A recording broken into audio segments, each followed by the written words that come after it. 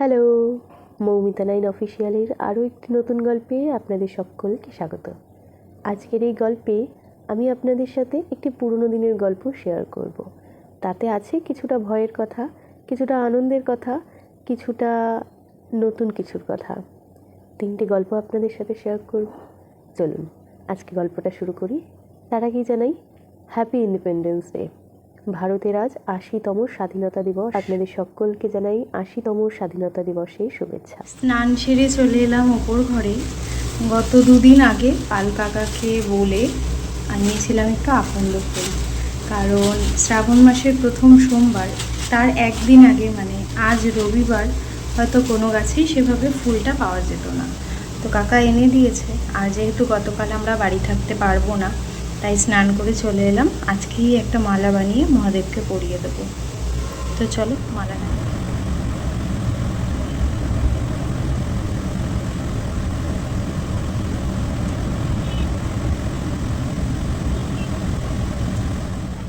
সকালবেলা তো মা একবার পুজো করেই গেছে।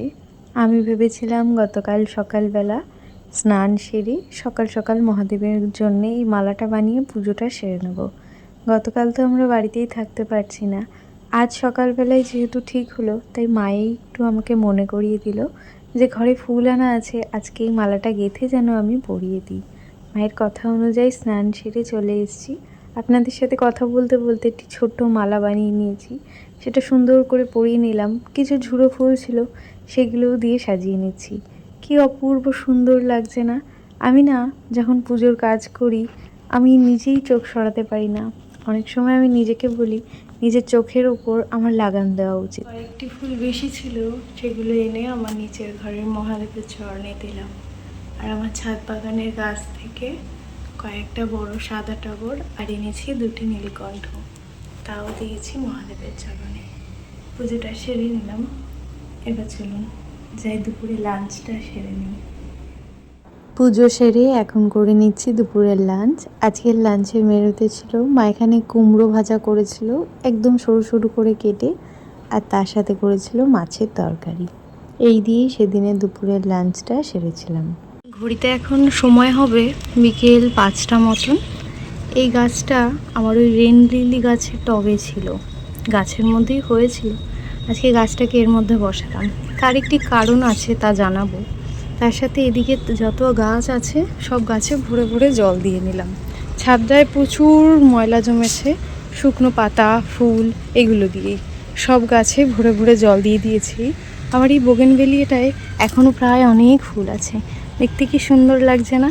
বিষয়টা হলো গিয়ে, আমার এই যে রেন লিলি গাছের টব, এই গাছে প্রথম দিন একটা ছোট্ট পোকা দেখেছিলাম। পোকাটি আমি ফেলে দিয়ে গেছিলাম, কিন্তু তারপরও যে আরও একটি পোকা ছিল তা খেয়াল করিনি। এবং তারপরের দিন যখন আমি আসি, দেখি সব ডালে যত ফুল ফোটা ডাল ছিল সব ডালে এই যে পোকাটা দেখতে পাচ্ছেন, এই পোকাটি ভরে গেছিলো। পোকা জিনিসটা আমার একটু কেমন যেন লাগে। আমি ভাবলাম এটা হয়তো একা একাই চলে যাবে, ওটা আমারই বোঝার ভুল হয়েছে। তো আজ এসে দেখি আমার একটা পাতাও সোজা নেই, আর ওই ছোট্ট ছোট্ট পোকাগুলো আজ কতটা বড় হয়ে গেছে। ওই পোকাগুলি মারার জন্যে আমি একটু সার্ফ গোলা জল দিয়েছি। জানি না কি হবে। এই গাছগুলো তো রসুনের কোয়ার মতন মাটির নিচে থাকে, পরের বছর পাতা বেরিয়ে আবার ফুল হয়। সেই জন্যই এই সার্ফের জলটা দিয়েছি। এতে আশা করি পোকাগুলো চলে যাবে এবং গাছগুলো ঠিকঠাক হবে। জানি না কি হবে কতদূর, আপাতত এরকম রেখেছি। এর সাথে সাথে আমার এদিকে যত গাছ আছে সব গাছেই মোটামুটি জল দিয়ে দিয়েছি ভরে ভরে। গাছগুলোকে সরাবো না, আজ একটু বেরোবো দুদিনের জন্যে, একটু ঘুরতেই যাচ্ছি বলতে পারেন। ফিরে আসার পর আশা করি গাছগুলোর কিছু হবে না, কারণ আকাশে ভালোই মেঘ রয়েছে। মেঘটা ঘুরে বেড়াচ্ছে, তো কখন ঝরে পড়বে। তাও কাকাকে বলে দিয়েছি, তুমি সকালবেলার দিকে একবার আমার গাছগুলোকে দেখে যেও। একান্তই যদি গতকাল বেশি রোদ ওঠে তাহলে পরশু দিন জল দিতে হবে, না হলে জল দেওয়ার প্রয়োজন নেই। কাকা বললো ঠিক আছে। তো এই হলো আজ বিকালের গল্প। এবার একটু প্যাকিংয়ে বসবো। হঠাৎ করেই সিদ্ধান্তটা আমাদের নিশ্চিতকরণ হয়েছে, তাই আগে দিয়ে কিছু যেহেতু নিশ্চিতকরণ ছিল না, কিছু জোগাড়ও করতে পারিনি। চলুন নিচে যাই, গিয়ে আগে একটু প্যাকিং শ্যাকিং করে নিই। আমাদের মোটামুটি প্যাকিং করার জন্য কিছু জামা কাপড় রেডি করেছি, ওগুলো এখন মাকে দেখিয়ে ট্রলিতে ভরবো। মা গেল উপরে সন্ধে দিতে, বাইরের আকাশটা পুরো নীল হয়ে রয়েছে, মেঘ করেছে মনে হচ্ছে, কিন্তু সেরকম ফিলটা কেন জানি না পাচ্ছি না। তো চলো এখন যাব একটু গোলায়, একটু কাজ আছে।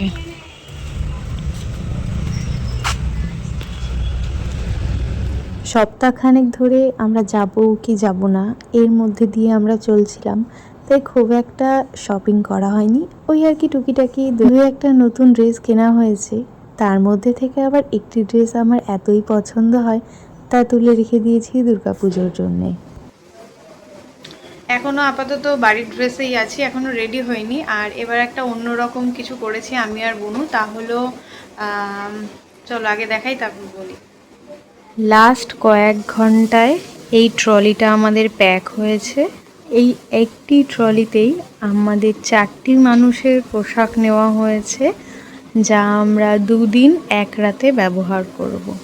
অনেক কষ্টসাধ্য করেই এটাকে ভর্তি করা হয়েছে। তো অনেকক্ষণ আগেই এসে গেছে, যেহেতু বাসের লাইট অফ তাই সেটা তোমাদের সাথে শেয়ার করতে পারিনি। তোমাদেরকে বাস দেখাবো।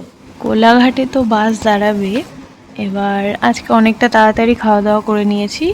আগের বার যখন আমরা দীঘায় গেছিলাম তখন একটু লেট করে খাওয়া দাওয়া করেছিলাম। এবার ভেবেই নিয়েছি বাসে যাব যখন একটু খাওয়া দাওয়া করতে করতে যাব, সেই জন্যে এই মোমো বানিয়ে নেওয়া, যেটা আমরা বাসে যেতে যেতে খাওয়া দাওয়া করব। এর সাথে সসও নিয়েছি। সসটা বুনু একদম আলাদা করে প্যাক করে নিয়েছে একটা কৌটোর মধ্যে। তো এই আপাতত এটা আমাদের এখন প্রস্তুতি শেষ মুহূর্তের। এই যে অবশেষে রেডি হয়ে পড়েছি। বাবু চলে গেছে অনেকক্ষণ আগে, কাকাও এসে গেছে। আমি, মা আর বুনু এখন যাব। ব্যাগটা আমাদের কাকার কাছেই দেওয়া হয়েছে, হয়তো তা এতক্ষণে বাসে তুলেও দেওয়া হয়েছে।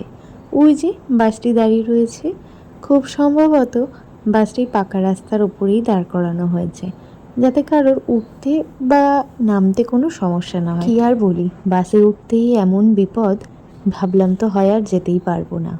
যাই হোক, হয়তো ভগবান চেয়েছে। বাসে উঠে যখন আমাদের সিটটি দেখতে যাই, হঠাৎ করে আমার পায়ের হাঁটুতে কেমন একটা অদ্ভুত ব্যথা লাগে। না আমার পা কোথাও ঠেকে আর না পায়ের সাথে কিছু লাগে। কি করে ব্যথাটা লাগলো তা পরে বুঝতে পারি। একটু সোজা হয়েই দাঁড়িয়ে থাকার চেষ্টা করছিলাম, কিন্তু ঘুরে বসে পড়েছি।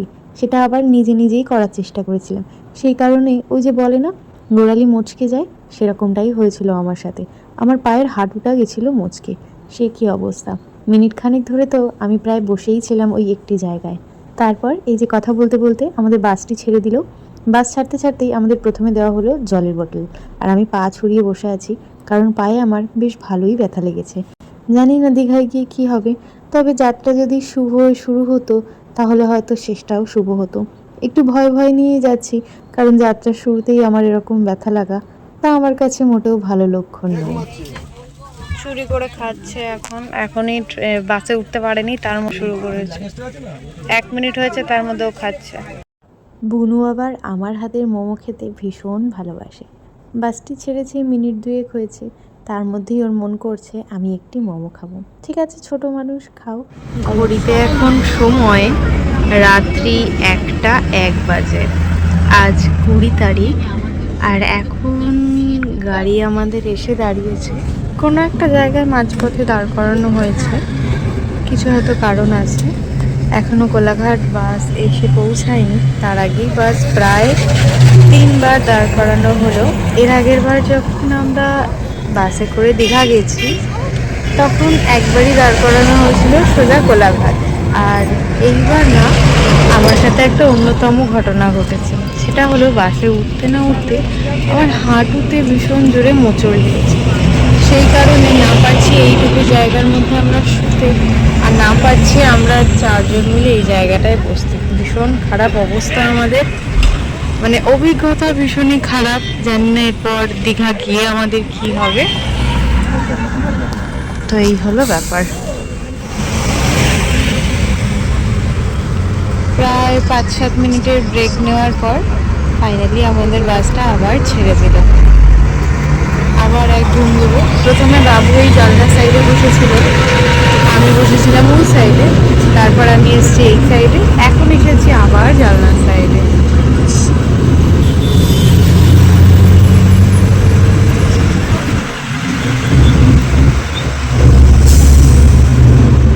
আজকের ভিডিওটা এখানেই শেষ করি। সবার কেমন লাগলো অবশ্যই জানিয়ে যাবেন। ভালো লাগলে একটা লাইক শেয়ার অবশ্যই করবেন। আর যারা চ্যানেলে নতুন আছেন চ্যানেলটা কিন্তু সাবস্ক্রাইব করতে একদম ভুলবেন না।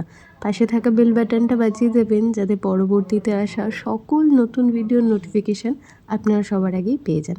প্লিজ চ্যানেলটা একটু সাবস্ক্রাইব করে দেবেন।